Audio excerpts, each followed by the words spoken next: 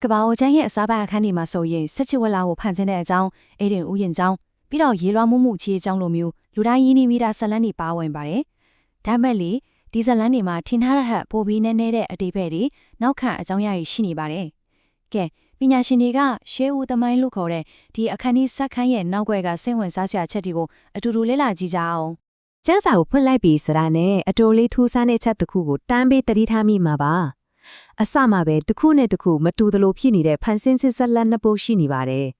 အခန်းကြီး10မှာဆိုရင်အပင်နဲ့ဒရက်ဆန်တွေကိုအရင်ဖန်ဆင်းပြီးမှလူသားကိုဖန်ဆင်းတယ်ဒါပေမဲ့အခန်းကြီးနှစ်ခုကိုရောက်သွားတော့လူယောက်ျားကိုအရင်ဖန်ဆင်းပြီးမှကျန်တာတွေလိုက်လာပြန်တော့ကဲဒီတော့ဘာဖြစ်လို့ဒီလိုကြီးကွဲလွဲနေရတာလဲဒါကကျွန်တော်တို့အရင်ဆုံးအဖြစ်ရှာရမယ့်ဗဟီလေးပဲပေါ့ဟုတ်ပြီဒီဗဟီလေးကိုဖြည့်ရှင်းဖို့ဆိုရင်ပေါ့နော်ပညာရှင်တွေကစာသားတသက်ကိုပဲကြည်တာမဟုတ်တော့ဘူးအဲ့ဒီစာသားတွေဘလို့ရေးခစ်ခဲ့တယ်လဲဘဲကနေလာတယ်လဲဆိုတဲ့နောက်ခံကိုပါပြန်တူးဆွဲပြီးလေ့လာကြပါတယ်အဲ့ဒီမှာပဲအရန်အရေးကြီးတဲ့အယူဆတစ်ခုထွက်လာပါတယ်အဲ့ဒါကတော့မှတ်တမ်းဆိုင်ရာအဆိုပြုချက်ဆိုတာပါပဲဒါကဘာလို့ဆိုလို့တယ်လဲဆိုတော့ကျမ်းပညာရှင်တွေမြန်မာဒီကျမ်းကိုလူတစ်ယောက်ချက်ကတထိုင်နဲ့ရေးချက်လိုက်တာမဟုတ်ဘူးမတူညီတဲ့ခေတ်တွေကမတူညီတဲ့အရေးမြင့်တွေကိုနောက်ပိုင်းမှာပြန်ဆွစည်းပြီးတီးဖက်ထားတဲ့လက်ရာတစ်ခုလိုမြင်ကြတာပါဒီဆရာကိုကြည့်လိုက်ရင်ရှင်းသွားပါလိမ့်မယ်အဓိကရင်းမြစ်တစ်ခုရဲ့ကြွားကြချက်ကိုသိချမြင်ရမှာပါတစ်ခုကဖုံးကြီးခိုင်းရင်းမြစ်နောက်ပိုင်းခက်ကပေါ့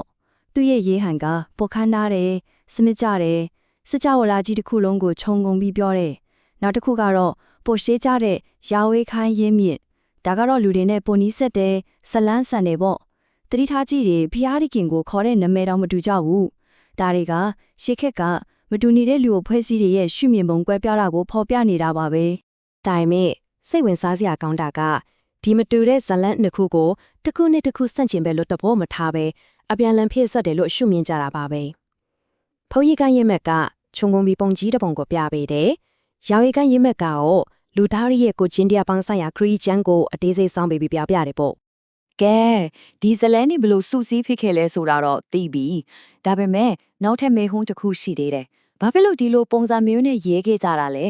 ဲအဲ့ဒီဖီကိုရောက်ဖို့သူတို့နေထိုင်ခဲ့တဲ့ရှေးခေတ်ယဉ်ကျေးမှုကမာတဲ့ကိုခဏလောက်ခီးထွက်ကြည့်ဖို့လိုပါမယ်ပညာရှင်တွေလေ့လာကြည့်လိုက်တဲ့အခါမှာတော်တော်လေးကိုအံ့ဩစရာကောင်းတဲ့အချက်တစ်ခုကိုတွေ့ပါတယ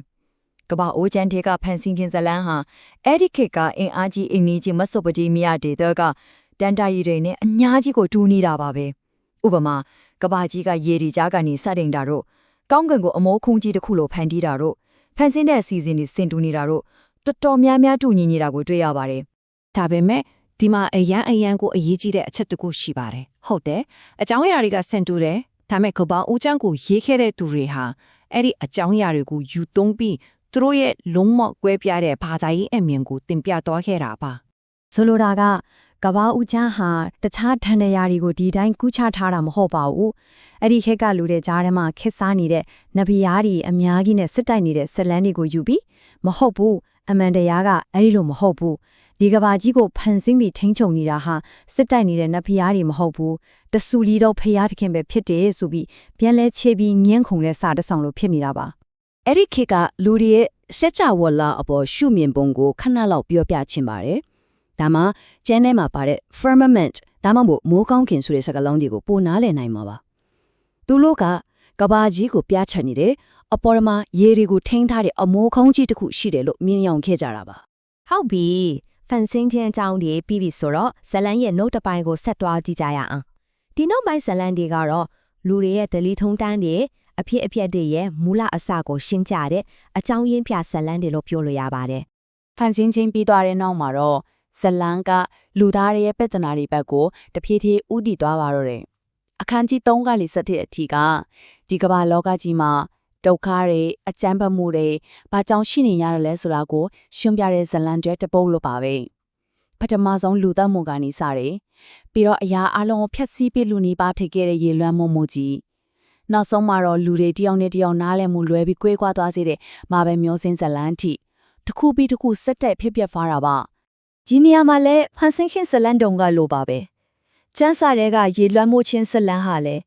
းအဲ့ဒီခေတ်မက်ဆိုပိုတေးမီးယားဒေသမှာရှိပြီးသားဖြစ်တဲ့တန်တရာရီတွေနဲ့အများကြီးတူညီနေပြန်ပါတယ်။ဒါကလည်းသူတို့ခေတ်ကလူတွေတည်ပြီးသားပုံပြင်တစ်ပုတ်ကိုယူပြီးကိုပိုင်ဘာသာရေးဆိုင်ရာအတိတ်ပဲဖွင့်ဆိုချက်တွေနဲ့ ပြန်လည်တင်ဆက်ထားတဲ့နောက်ထပ်ဥပမာတစ်ခုပါပဲ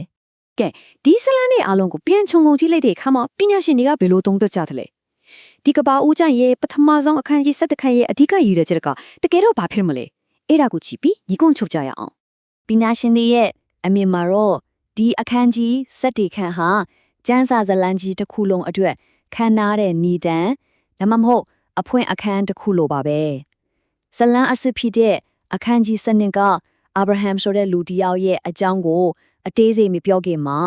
ဒီစကြဝဠာကြီးတစ်ခုလုံးရဲ့နောက်ခံဇလန်ကိုအရင်ချပြထားတာပါဆိုတော့အချို့ပြောရရင်ကဘာဦးကျန်းရဲ့အစပိုင်းအခန်းတွေကတန်တရားလည်နေတဲ့ဇလန်တစ်ပုတ်ကိုပြောပြနေတာပါအဲ့ဒါကတော့ဖန်ဆင်းခြင်းပစ္စည်းခြင်းပြီးတော့ပြန်လည်စကျင်ခြင်းဆိုတဲ့တန်တရားပါပဲဖယားသခင်ကအရာရာကိုကောင်းမွန်အောင်ဖန်ဆင်းတယ်ဒါပေမဲ့လူသားတွေရဲ့လိုရတဲ့ကြောင့်ပစ္စည်းသွားတယ်အဲ့ဒီအခါမှာဖယားသခင်ကမျှော်လင့်ချက်ကိုမြဲတမ်းပြန်ပေးပြီးအစတစ်တစ်ခုကိုပြန်ဖန်တီးပေးတယ်ဆိုတဲ့ပုံစံမျိုးပါပဲနောက်ဆုံးအနေနဲ့စဉ်းစားစရာမိန့်ခွန်းလေးတစ်ခုနဲ့အဆုံးသတ်ချင်ပါတယ်လူသားမျိုးနွယ်တစ်ယောက်လုံးရဲ့ဒီလောက်ခြေပြန့်တဲ့စက်ကြွလာဇလန်ကြီးကိုအရင်ပြောပြီးမှဘာကြောင့်အခန်းကြီးစနစ်မှာမိသားစုလေးတစ်စုရဲ့တင်းငယ်တဲ့ဇလန်ကိုရုတ်တရက်ကြီးပြောင်းပြီးပြောသွားရတာလေလူသားအလုံးရဲ့ဒီသမိုင်းကမိသားစုတစ်စုရဲ့တိကျဇလန်အထွတ်အခြေခံအုံမြစ်ကိုဘလို့များချပြီးခဲ့တယ်လဲဒါကတော့ဆက်လက်ပြီးလေ့လာစဉ်းစားဖို့ခြံထားခဲ့ခြင်းတဲ့ချက်တစ်ချက်ပါပဲ